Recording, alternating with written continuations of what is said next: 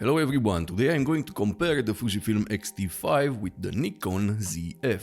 Nikon managed to put themselves between Fujifilm and Leica with this camera, and that is a smart move. Fujifilm doesn't want to make a full-frame camera, so there was an open space there. Good for them. So many videos about the Fujifilm killer. Nikon ZF takes down Fujifilm. The Nikon ZF is not going to affect the Fujifilm market that much. People that want a Fujifilm camera have different expectations from a system.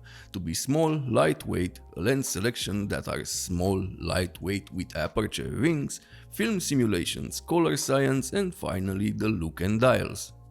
I have the Nikon ZF for months now. Why I haven't made a comparison video with the X-T5? Because I wanted to take my time with the ZF and see how it handles.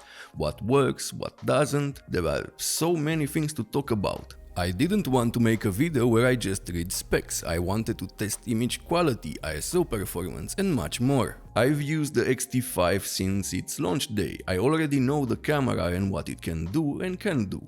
I wanted to take even longer time with this subject, but soon I will start to travel again, so I had to release this now.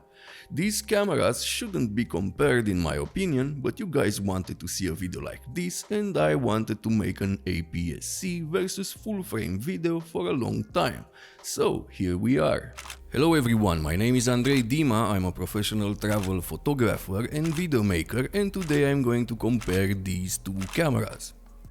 Let's start with build quality. It's quite simple. The Nikon ZF is better built than the X-T5, and that is felt mostly on the top plate.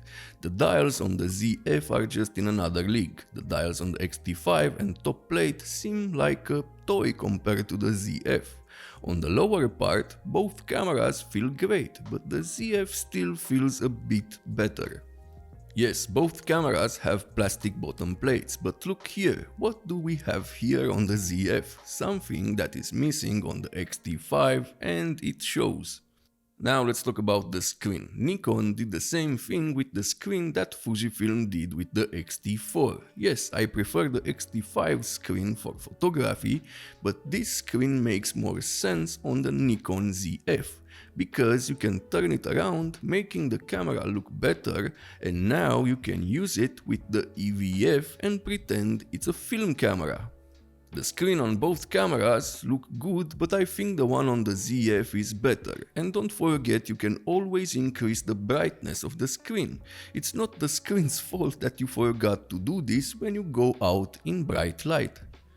Also, the touch function on the ZF is far better than the one on the X-T5. The menu itself is faster to use. Every time I go from one camera to the other, the menu on the X-T5 feels slow and it sometimes lags, compared to the one on the ZF. On the ZF, everything is very fast. The EVFs are similar, same resolution, same magnification, but I don't know for what reason the one on the ZF looks a bit better. Battery life, yes, the battery life on the X-T5 is better, but the battery life on the ZF is not as bad as the CIPA ratings say. Last time I used the ZF, I managed to take 600 raw photos and about 10 minutes of 4K 60p video. The same thing happened to the Nikon Z7 too. The CIPA ratings were so bad, but people managed to take double that amount of photos and even more. Want to take more photos with the Nikon ZF? Stop the IBIS during the day. You don't need it, and don't shoot RAW plus JPEG. The camera consumes more battery to process those JPEGs. When it comes to the grip, I think it is quite obvious. Storage, I like both options. I think Nikon did a great job with the micro SD. For me, it is like an internal backup storage. When it comes to the auto ISO, the thing everyone is talking about when it comes to the ZF and the fact that Fujifilm cameras do it better, remember when Fujifilm released two flagship cameras and you couldn't change the ISO with the front or rear dial and took them a year to update that? I have one of those cameras. Maybe Nikon is going to update the camera and add the option to turn on and off the auto ISO with a function button. But so far it is better implemented on the Fujifilm X-T5. Another thing people seem to forget when comparing these cameras is that you can adapt vintage lenses to Fujifilm cameras as well. Yes, the Nikon ZF has the best implemented manual focus function I've seen in a long time, but you can still use vintage lenses on Fuji cameras with ease, and people have been doing so for a long time. I use this Vivitar lens for video projects.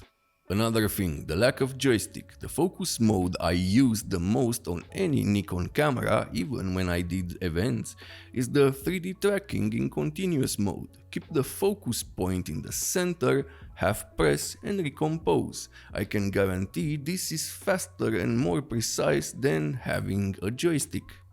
But there are also other options that can help with the lack of a joystick and nose touching D-pad problems. You can use the touch screen as a focus pad and you can select any part of the screen for this. Lower right corner, top left corner, etc. This way you won't touch things with your nose. There are other options that can make your life easier when it comes to AF. And comparing the X-T5 to the ZF has more autofocus options. They work better, like tracking and subject detection, so when it comes to features, the Nikon ZF wins. This is why I wanted to use the cameras more. Do I really see a difference in everyday use? Do I get more or less in focus shots with one camera or the other? No. How I use the cameras, the autofocus for me, doesn't make any difference. I get the same results, well, almost. The ZF is better in low light. When it comes to continuous autofocus, the Nikon ZF is better. I use the 33mm f1.4 LMWR on the X-T5 and on the ZF, the cheap 40mm f2. I've set up the cameras the same way, priority focus. First test was single shot, second 14 frames per second RAW, and third 14 frames per second RAW, but with two subjects dancing. Here are the results side by side.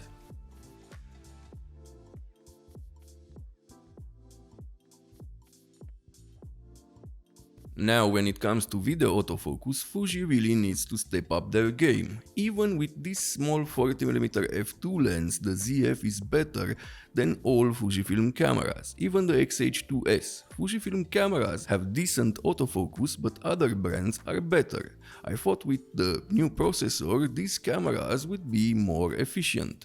Yes, Fujifilm cameras can be used with ease for video work. I did it, there are other YouTubers that use them for bigger projects than I did and got amazing results. Watch Cine Dailies, great content for video work. In video there is no doubt, the autofocus on the ZF is better in every way. The one on the X-T5 is not horrible as some people say online, it is good enough, but needs improvement. I saw Fujifilm will release a new big firmware update and hope that improves it. It's about time.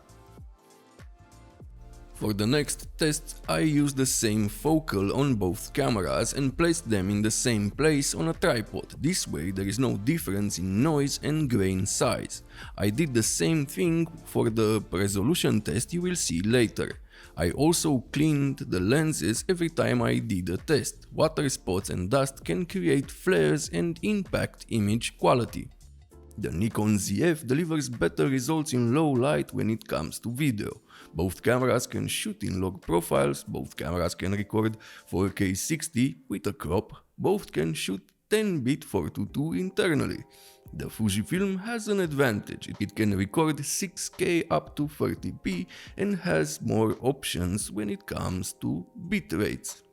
Want to see the difference between these two in low light? Here it is. Yes, the Nikon ZF is better, but the Fujifilm has more details because it is a higher resolution camera. But does this matter so much in 2024 when we have all these editing softwares that can reduce the noise in your photos? I said this multiple times in my videos. A higher resolution camera is better in low light even if the lower megapixel one has less noise, because when you denoise in post, the higher megapixel photo will have more details. And when I say this, I mean until ISO 6400 on APS-C, because I don't shoot higher than that. Above ISO 6400 the ZF is better, but a Nikon Z7 II will perform better. This is my opinion, tell me what you think in the comments below, and please subscribe if this video is helpful. This helps me make more videos like this.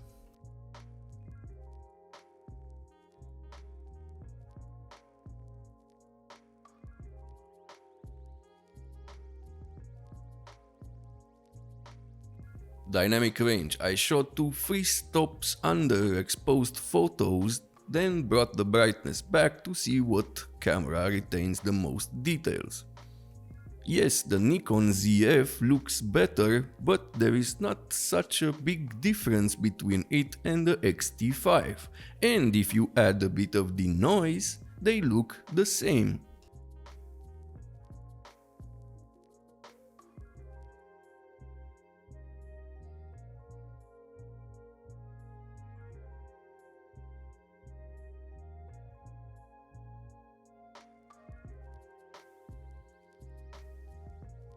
IBIS. Both cameras have very good IBIS and both have their problems, like warping in the corners or fighting when you want to pan or tilt. Overall, both cameras have advantages and disadvantages. The Nikon ZF is blazing fast to use and I love that. The overall controls are better on the X-T5 because of the aperture lens selection, focus switch control, function buttons and digital custom profiles, 7 for photo and 7 for video. But let's not forget, Nikon has lenses with customizable rings on them, and you can set those as an aperture ring or buy Viltrox lenses that have aperture rings. Image quality is great on both cameras, but I prefer the one on the X-T5. The colors and overall look is more pleasing to my eyes and I enjoy editing the X-T5 RAW files more. It's hard to explain it, but I just get better results. This is just my opinion and color science is subjective. Wait, the Nikon ZF weighs 880 grams with the 40mm f2 lens on it. If you want the same low light performance and background separation with the X-T5, you need to use the Viltrox 27mm f1.2 Pro, and that gets you at 1 kilo and 117 grams, so the weight problem depends on your needs. So, which camera wins? It's hard to say because I would be happy with both cameras. I prefer the X-T5 now, maybe this will change in time, who knows. It all depends on you and what your needs are. That is how you can decide which is better, by choosing the one that seems better to you.